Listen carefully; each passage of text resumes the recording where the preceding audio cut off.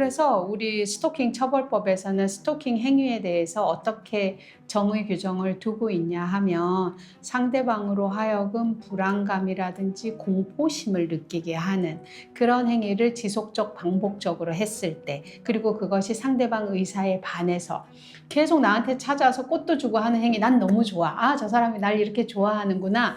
이건 피해자의 의사에 반하는 행동이 아니잖아요. 그런 건 10번, 100번 해도 상관이 없죠. 그런데 뭐 두세 번을 했다 하더라도 난 저 사람이 우리 집 앞에 와서 서 있는 것 자체가 너무 무서워. 저 사람이 언제 우리 집 담장을 넘어서 내 집 안으로 들어올지 몰라서 나는 잠도 잘 수 없어. 이렇게 이 사람이 불안감을 느낀다라고 하면 그런 행위는 사실 해서는 안 되는 거거든요. 근데 우리 법이라고 하는 거는 피해자의 주관적인 감정을 100% 존중해 주기는 어렵기 때문에 피해자가 어떤 불안감이나 공포심을 느꼈다 하더라도 피해자가 그렇게 느꼈다는 건 본인이 뭐 느꼈다니까 어쩔 수 없지만 내가 피해자라고 해도 그런 불안감이나 공포감을 느낄 만한 행위였는지 이걸 객관적으로 한 번 더 판단을 해보기는 하죠. 아주 조그만 5살짜리 아기가 동네에 사는 대학생 누나가 너무너무 마음에 들어가지고 누나 좋아요 하면서 걔가 한 10번 찾아왔다. 아기가 5살짜리 아기가.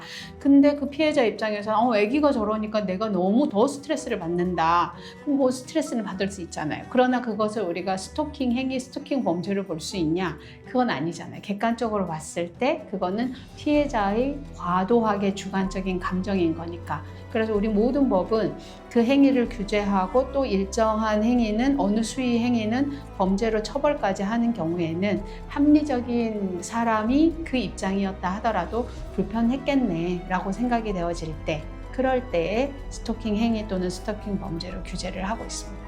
피해자들이 제일 필요로 하는 것은 가해자가 엄중하게 처벌받는 걸 원하는 게 아니에요. 뭐 가해자가 처벌받는 것도 필요하죠. 피해자의 일상을 계속 불안하게 하고 신체적 또는 정신적인 피해를 입도록 했으니까. 근데 가해자가 엄중하게 처벌받고 징역형이 나오고 이렇게 한다 그래서 뭐 종신형이 나오거나 이런 게 아니잖아요. 스토킹이. 그러다 보니까 언젠가는 나오게 되고 이 사람이 나오게 되면 피해자하고 가까운 사이였었기 때문에 피해자 집이 어딘지 직장이 어딘지 부모는 어디 사는지 뭐 이름은 뭔지 이런 거를 다 알기 때문에 피해자들이 이 사람이 엄중하게 처벌받았기 때문에 나중에 나와서 오히려 더 독한 마음을 먹어서 나에게 더 큰 피해를 입히면 어떡하지? 보복하면 어떡하지? 이런 불안감을 굉장히 많이 가지고 있거든요. 그래서 피해자들이 정말 원하는 것은 가해자가 더 이상은 그런 행위를 하지 않는 것. 그런 행위를 하지 않기 위해서는 자기 스스로가 그런 행위를 해서는 안 된다라는 거를 인식을 해야 하잖아. 그러니까 전문가가 개입해서 너 그렇게 하면 안 돼. 너가 그렇게 하면은 피해자에게도 힘들지만 너의 일상생활, 너의 커리어도 다 무너질 수 있어. 그러니까 네가 마음을 이렇게 먹고 이렇게 하면 좋겠어 라고 해서 상담을 통해서 이 사람이 자기 스스로가 내가 이런 행위를 해서는 안 되겠구나. 그래서 스스로 자기 행위의 위험성을 좀 낮추기 위한 노력을 하는 것. 그러면 이 사람이 예전에는 너무 심리적으로 이렇게 업된 상태에서 괴롭히고 했지만 이제는 나 말고도 또 다른 멋진 사람도 있을 수 있다는 걸 알고 해서 많이 그런 게 집착이라든지 소유욕이 낮아졌어. 그러면 불안하지 않잖아요.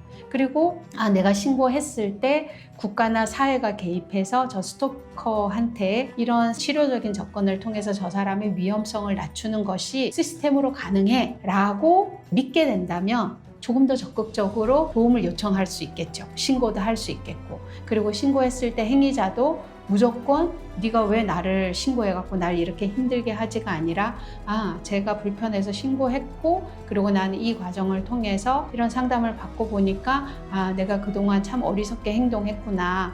내가 이런 행동을 해서 피해자가 참 힘들었겠구나. 이런 걸 이제 깨닫게 되는. 그러면 우리 사회가 훨씬 더 안전한 곳이 될 수 있게 되거든요. 그래서 행위자의 위험성을 낮추도록 하는 전문가의 개입이 가장 필요하고 효과를 낼 수 있을 거라고 생각하거든요. 예전에는 스토커라 그러면 사이코가 하는 행위 이렇게 생각했는데 지금 우리 주변에서 발생하는 스토킹은 아는 사이에서 교제했던 사이에서 발생하는 스토킹이 훨씬 더 많거든요. 그렇기 때문에 그런 교제했던 사이는 한때는 서로 사랑했고 호감을 가졌던 사이인 거잖아요.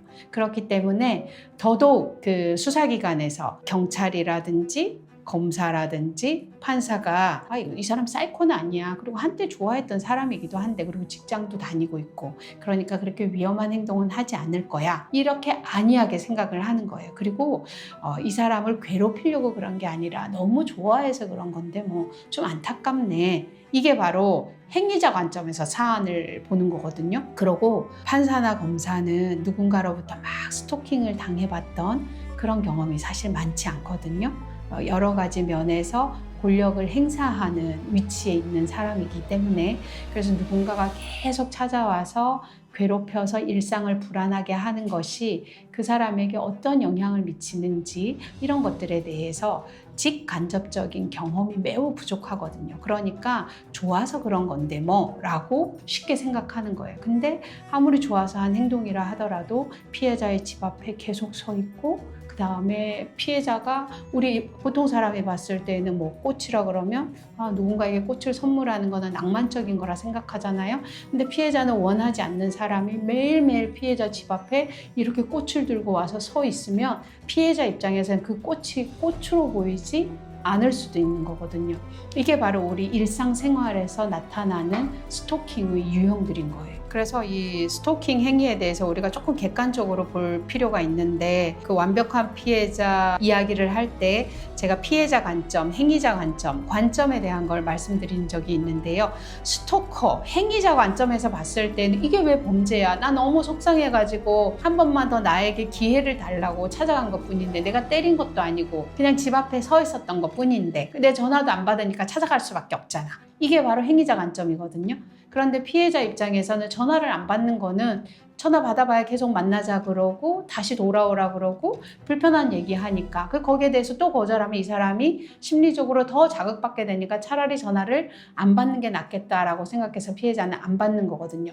이게 바로 피해자 관점인 거거든요. 그래서 스토킹 행위에 대해서 우리가 바라볼 때에는 행위자 관점이 아니라 객관적인 관점에서 그리고 피해자 관점에서 가해자의 행위가 어떤 의미인지를 좀 파악을 해보는 게 필요한 거죠. 기사를 보면요. 스토킹으로 인해서 피해자가 목숨을 잃게 되는 경우들을 보게 되거든요. 피해자나 그 가족에게 있어서도 너무나 큰 상처입니다. 그런데 그 피해자에 대해서 관심이 있고 그 피해자를 좋아해서 그런 범행에 이르게 된 행위자 입장에서도 그런 사례라는 범죄 행위로 인해서 씻을 수 없는 자기 인생에 있어서의 큰 피해를 입게 되는 거거든요. 내 마음은 내 것이지만 상대방의 마음은 내 것이 아니다. 내 마음은 내가 충분히 표현을 하고 이럴 수 있겠지만 상대방이 내 마음을 받아들이지 않았을 때에는 멈출 수 있어야 한다. 그리고 멈춘 다음에 내 마음은 내 스스로가 컨트롤하는 게 필요하다. 언젠가는 내 마음을 받아줄 수 있는 누군가를 또 만날 수 있을 것이다. 그리고 내가 좋아해서 그런 건데 왜 나를 스토킹으로 신고하지? 가만두지 않겠어. 라고 생각하는 것이 아니라 나는 좋아서 한 행동이지만 상대방 입장에서는 불편하고 무섭고 두려울 수 있겠구나. 상대방 입장에서 나의 행동이 어떻게 받아들여질지 한 번 더 생각해 보는 것. 이것이 바로 폭력을 바라보는 관점이기도 합니다. 나의 마음을 잘 컨트롤해서 피해자의 일상뿐만 아니라 나의 일상도 안전하게 유지될 수 있도록 훈련을 해보면 좋을 것 같습니다. 지켜보는 것에서 함께하는 것으로 감사합니다.